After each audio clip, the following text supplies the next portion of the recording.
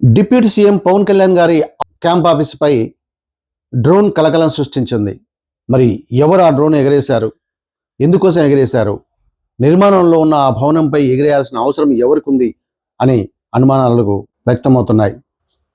Camp office సిబ్బంది, జనసేన శ్రేణులు ఆ డ్రోన్ వ్యవహారంపై గుంటూరు జిల్లా కలెక్టర్కి, ఎస్పీ గారికి సమాచారం ఇచ్చారు. మరి కొన్ని రోజులుగా పవన్ కళ్యాణ్ గారి దగ్గర జరుగుతున్న కొన్ని పరిస్థితులను అనుమానించాల్సి వస్తుంది.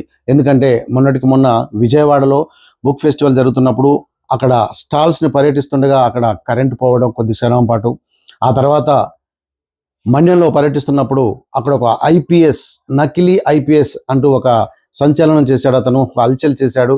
అతన్ని ఆ తర్వాత పోలీసులు పట్టుకోవడం, విచారించడం అంతా జరిగిపోయింది అనుకోండి. కానీ మరి ఎందుకు ఇలా జరుగుతున్నాయనే దాని మీద జనసేన శ్రేణులు బాధను వ్యక్తం చేస్తున్నారు. మరి ఈ డ్రోన్ ఎవరిది, ఎందుకు ఎగిరేశారు అనే దాని మీద పోలీసులు ఆరా తీస్తున్నారు. ఇలాంటి లేటెస్ట్ అప్డేట్స్ కోసం please do subscribe Namala media. Thank you.